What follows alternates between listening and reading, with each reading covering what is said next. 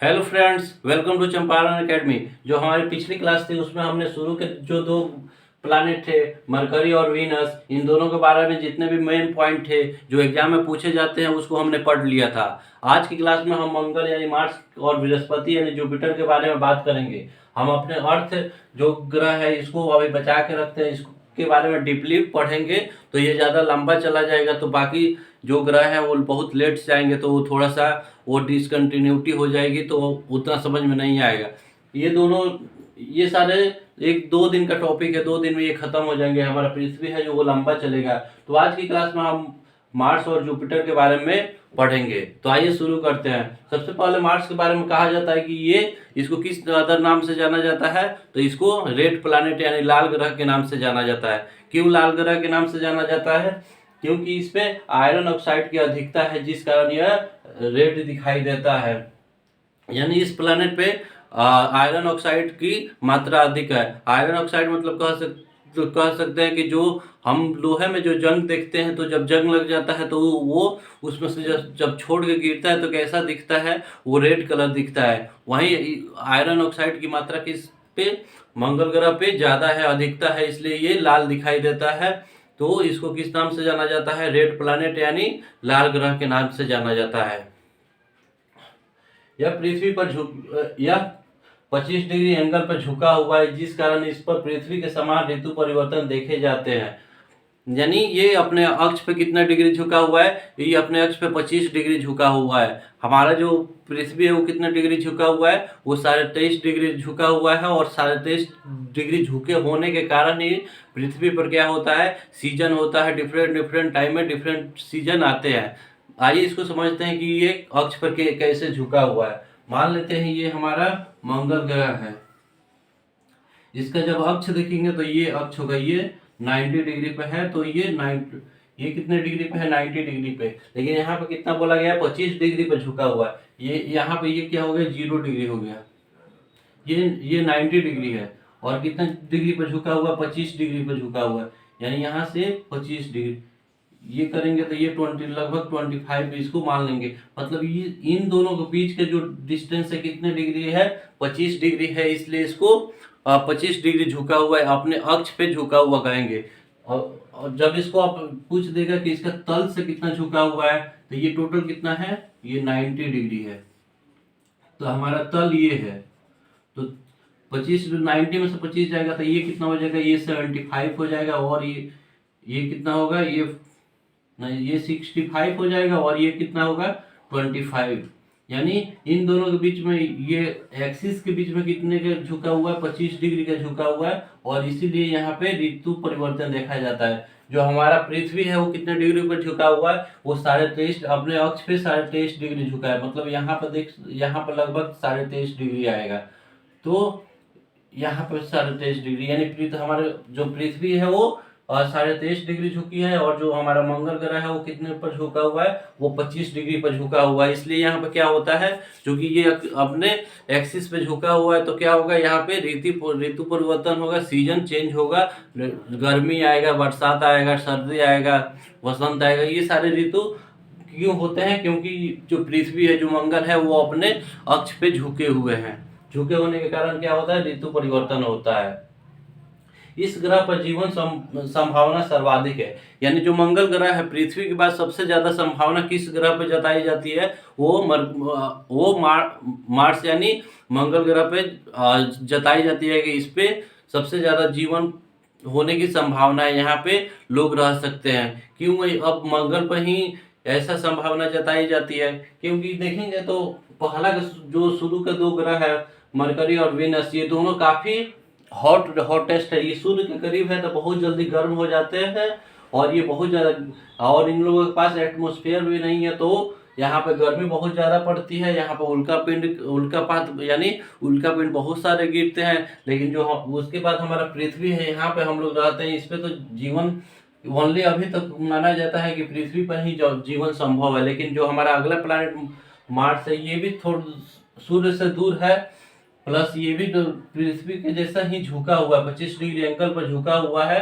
तो यहाँ पे ऋतु परिवर्तन होता है। और यहाँ पे देखा जाता है कि यहाँ पे पृथ्वी के समान ही इसका भी इस पे स्ट्रक्चर पाया जाता है। इसलिए सबसे ज़्यादा माना जाता है कि पृथ्वी के बाद किसी ग्रह पे जो जीवन संभव है वो कौन सा है, मंगल है। इसलिए बहुत सारे मंगल पे हमारे उपग्रह भेजे जाते हैं ताकि वो खोज करके बताए कि जो यहाँ पर जीने के लिए जितनी भी चीज़ें जरूरी है वो है या नहीं है।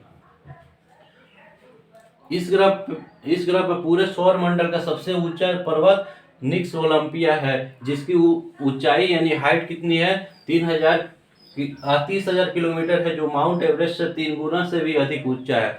यानी जितने भी हमारे सौर मंडल में कितने ग्रह है, 8 ग्रह है। 8 ग्रह को मिला दिया जाए तो ये सबसे ऊंचा पर्वत है, किस पर्वत पे है, वो हमारे मंगल ग्रह यानी मार्स ग्रह पे है। उसका क्या नाम है, निक्स ओलंपिया नाम है, जिसकी ऊंचाई कितनी है, 30,000 किलोमीटर। यानी हमारा जो यदि माउंट एवरेस्ट है वो कितना है, 8,850 हो गया, 8,850 मीटर हो गया जो लेटेस्ट है।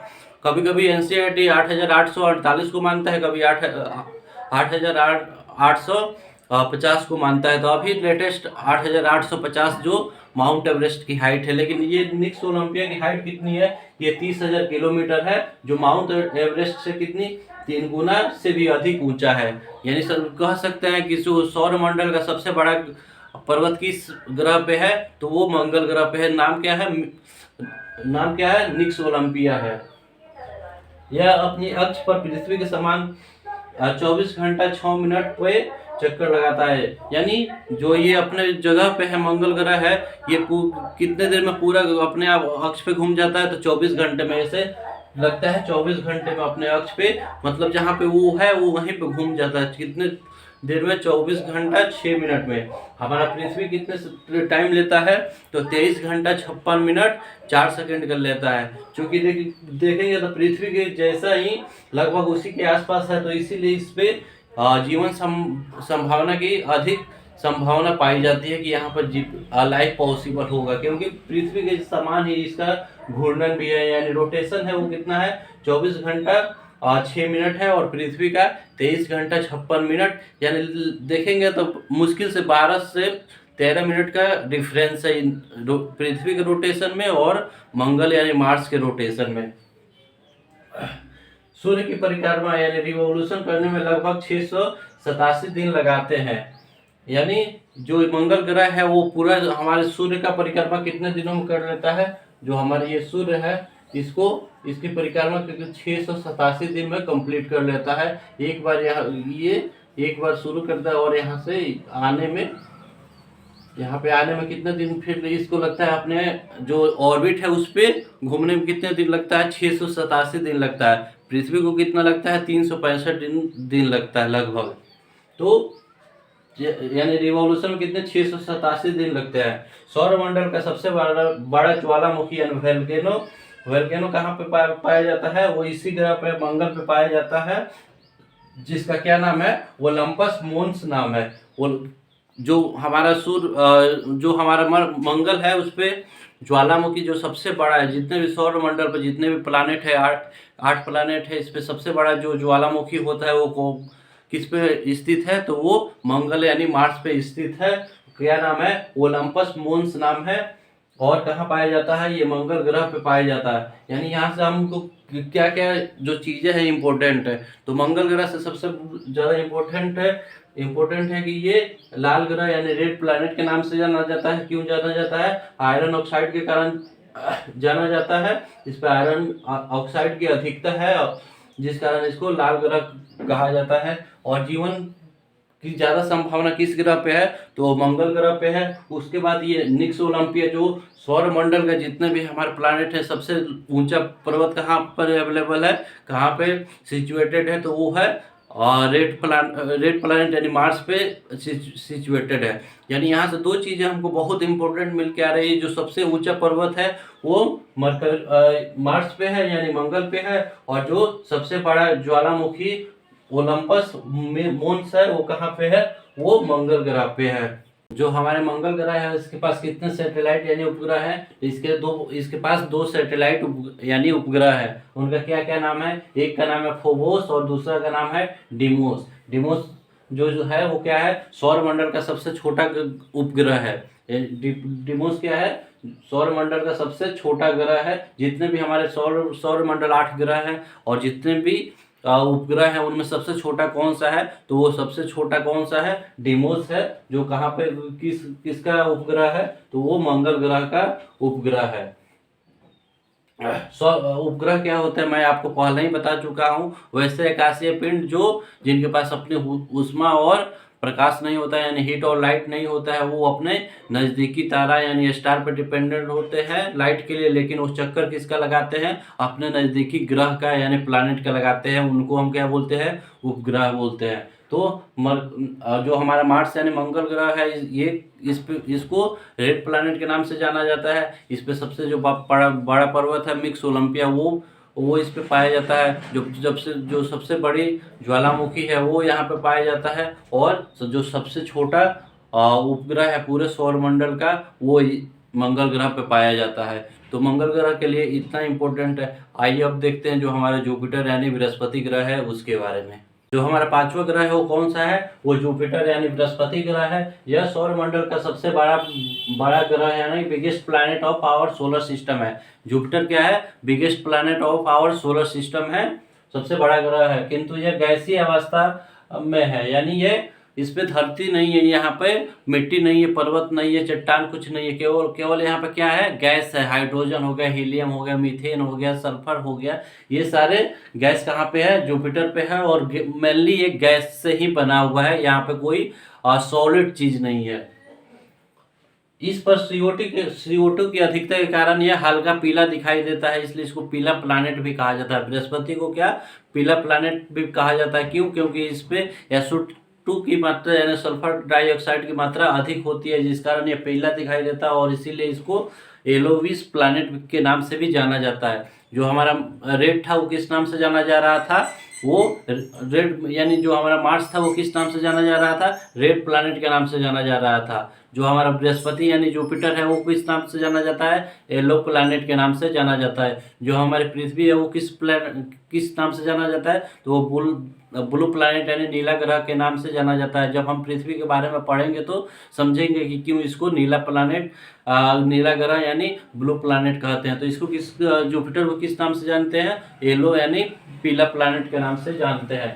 एकमात्र ग्रह है जो हिम रहित है, यानी इस जो जुपिटर है इस पे बहुत अधिक मात्रा में हिम पाया जाता है, यानी बर्फ पाया जाता है, क्योंकि ये गैसों से बना ही है और इस पे हिम अधिक यानी आइस अधिक होता है। ये अक्ष अपने अक्ष पे यानी रोटेशन में सबसे तेज घूर्णन करता है, जो लगभग 9 घंटा मतलब 9.5 घंटे में पूरा कर लेता है। जो बृहस्पति ग्रह है वो अपने अक्ष यानी एक्सिस पे सबसे तेज घूमता है, और ये कितने देर में अपने अक्ष पे घूम लेता है, 9.5 घंटा में ही घूम लेता है। यानी अपनी जगह पर कितने देर में घूम लेता है, 9.5 घंटा में। सबसे तेज मतलब जितने भी सोलर सिस्टम में जितने भी प्लैनेट है वो उसमें सबसे तेज कौन सा रोटेशन करता है, तो वो हमारा जुपिटर है।